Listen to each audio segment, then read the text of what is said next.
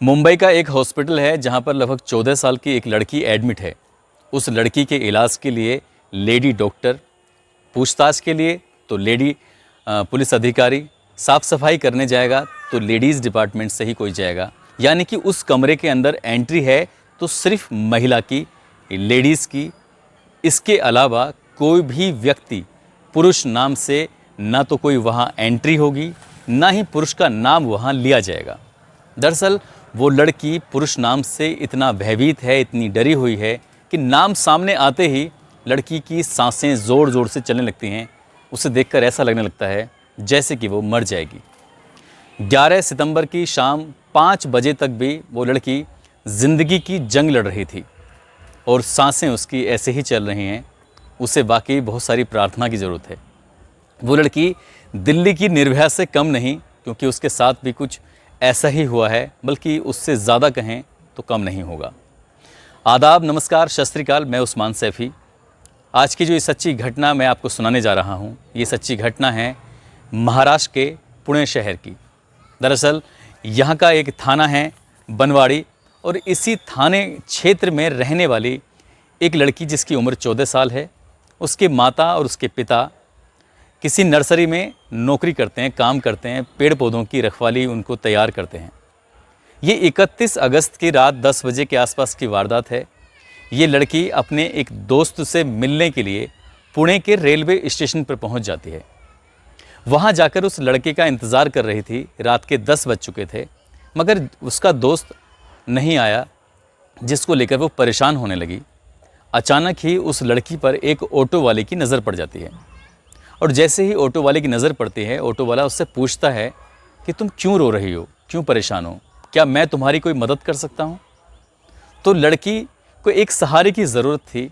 उसे लगा कि शायद ये जो व्यक्ति है, लगभग जिसकी उम्र 30 साल थी, उसने अपनी उस दास्तां को सुना दिया, बता दिया, और कहा कि वो अपने घर वालों की बिना मर्ज़ी के यहाँ रेलवे स्टेशन पर अपने दोस्त से मिलने के लिए आई थी। दोस्त नहीं आया, इसलिए वो परेशान है। इतना सुनने के बाद वो ऑटो वाला वहाँ से चला जाता है और करीब 10 मिनट के बाद फिर वापस लौट कर आता है। उसने कहा कि जिसका तुम इंतज़ार कर रही थी, दरअसल वो लड़का बाहर खड़ा हुआ है और वो यहाँ आना नहीं चाहता। वो शर्मिंदा है अपनी किए पर, जो लेट हो गया है, इसलिए मेरे साथ चलो और मैं तुम्हें उससे मिला दूँगा। लड़की क्योंकि रो रही थी काफ़ी देर से, उसके पास ना पीने के लिए पानी था, ना वहाँ आसपास उसे पानी की सुध थी। उसने उस ऑटो ड्राइवर ने उसको एक बोतल दे दी और उसने पानी पी लिया। दोनों साथ साथ बाहर तक चल रहे थे। अचानक से लड़की को चक्कर आने लगते हैं और वो गश खाकर इससे पहले गिरती, वो लड़का उसे ऑटो तक लेके पहुंच जाता है और उसके बाद उसे जंगल की ओर ले जाता है, जहां ले जाने के बाद उसके साथ बलात्कार करता है। कई घंटे तक उसे अपने साथ रखता है। वो 14 साल की लड़की, उसे कुछ होश नहीं था क्योंकि वो नशे में थी। उसे पानी के रूप में कुछ नशीला पदार्थ पिलाया गया था। इसके बाद जब 2 या 3 घंटे बीत जाते हैं, वो ऑटो ड्राइवर एक लॉज में लेके जाता है। वो एक छोटा सा होटल होता है। उस होटल में जब लेके जाता है तो वहाँ पर पहले से ही कुछ लड़के, कुछ और युवक इंतज़ार कर रहे थे। लड़की एक कमरे में जाती है। 31 अगस्त की रात 10 बजे ये वाक़या शुरू होता है और उसके बाद होटल में जाने के बाद, लॉज में जाने के बाद, उस लड़की को अंदर कमरे में बंद कर दिया जाता है और उसके पूरे कपड़े उतार दिए जाते हैं। यानी कि उसके बदन पर एक भी कपड़ा नहीं था। अब वो लड़की शर्मा रही है, परेशान है, और उसके साथ पहले ही बलात्कार हो चुका है। धीरे धीरे उसे होश आता है। तब तक उसके साथ लगभग 12 लड़के बारी बारी से रेप कर चुके थे। दिन निकल आता है और दिन भर यही काम चलता रहता है। एक के बाद एक लड़का आता रहता है और ये सिलसिला लगातार चलता रहता है। शाम हो जाती है, यानी कि इस कमरे के अंदर वो लड़की लगभग 24 घंटे तक रहती है और वो 12 लड़के 24 घंटे तक उसके साथ बलात्कार पर बलात्कार करते रहते हैं। वो भूख से, प्यास से तड़पती रहती है। वो कई बार कहती है कि मुझे खाने के लिए कुछ दे दो, मुझे पीने के लिए पानी दे दो, मगर कोई भी उसकी गुहार नहीं सुनता, उसकी कोई पुकार नहीं सुनता। उसकी चीखों की आवाज़ भी उस कमरे से बाहर जा भी रही थी, तो ना जाने क्यों वो होटल मालिक या वह आसपास के लोग उन आवाज़ों को सुन ही नहीं पा रहे थे। ये भी बताया जा रहा है कि उस लड़की को बार बार इंजेक्शन दिया जा रहा था, नशीली चीज़ें दी जा रही थी जिससे क्या वो शोर न मचा सके। इस बीच उस लड़की ने बार बार रिक्वेस्ट करती रही, माफ़ी मांगती रही, उसे बचाने की गुहार लगाती रही। इन 12 लड़कों में से एक लड़के को दया आ जाती है और उसके बाद ये लड़का उस लड़की को ले जाकर मुंबई के दादर रेलवे स्टेशन पर छोड़ देता है। अब ये आरोपी 12 के 12 ये फरार हो चुके थे। इन्होंने सोचा कि शायद अब वो लड़की चली जाएगी। दादर रेलवे स्टेशन पर जाने के बाद वहाँ 2 सफाई कर्मचारी मिलते हैं और 2 सफाई कर्मचारी उस लड़की की हालत को देखने के बाद उसके साथ बलात्कार करते हैं। यानी कि अभी वो उन लोगों से बची थी कि 2 सफाई कर्मचारियों ने भी उसके साथ बलात्कार जैसी घटना को अंजाम दे दिया। दादर रेलवे स्टेशन के सफाई कर्मचारियों ने उसके साथ बलात्कार करने के बाद अपने पास काफ़ी समय तक रखा और एक ऐसी ट्रेन में बिठा दिया जिस ट्रेन की जो दिशा थी वो उत्तर की ओर जा रही थी। कई सौ किलोमीटर का सफ़र करते करते लड़की चंडीगढ़ पहुंच जाती है। एक कोने में डरी हुई सहमी हुई बैठी रहती है। इस बीच न जाने कितने लोग आते हैं जाते हैं, मगर किसी भी व्यक्ति की नज़र उस लड़की पर पहुंची ही नहीं। वो बहुत बड़ी परेशानी से गुजर रही थी। उसकी परेशानी किसी को दिखाई नहीं दी। ये भी किसी ने जानने की कोशिश नहीं की। 48 घंटे से ज़्यादा उसके साथ 12 अलग लोगों ने, 2 सफाई कर्मचारियों ने बलात्कार किया था। उसके साथ इतनी दरिंदगी हुई थी, न जाने क्यों किसी की उस पर नज़र ही नहीं जा रही थी। जैसे ही ट्रेन चंडीगढ़ में जाकर रुकती है, एक जीआरपी का पुलिसकर्मी उधर से निकल रहा था। अचानक उस लड़की को देखकर पल भर में समझ जाता है कि कुछ तो गड़बड़ है इसके साथ। वो उस लड़की से कहता है कि तुम परेशान हो, मैं तुम्हारी कुछ मदद कर सकता हूँ। मगर वो लड़की पुरुष जाति के नाम से डरी हुई थी, घबराई हुई थी, क्योंकि वर्दी में भी तो एक पुरुष ही था। उसे लग रहा था कि हो ना हो ये भी उसे ले जाकर उसके साथ बलात्कार करेगा।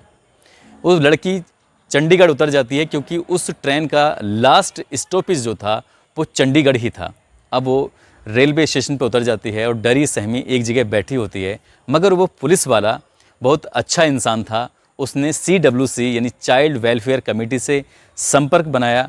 वहाँ की एक महिला अधिकारी तत्काल मौके पर पहुँची, उस लड़की को खाना खिलाया, उसे अपने पास बिठाया और घंटों तक उसको दुलारती रही, पुचकारती रही। एक माँ की भूमिका में उस महिला अधिकारी ने उसका कुछ ही घंटों में दिल जीत लिया। दिल जीतने के बाद उसने, लड़की ने अपनी आप बीती बताई और पूरी कहानी घर से निकलने से लेकर और चंडीगढ़ पहुंचने तक की एक एक वाकया जब बताया तो महिला अधिकारी का रो रो कर बुरा हाल हो गया। और साथ ही जो अधिकारी, जो पुलिस वाला था, वो अलग रोते रोते उसका भी बुरा हाल हो गया।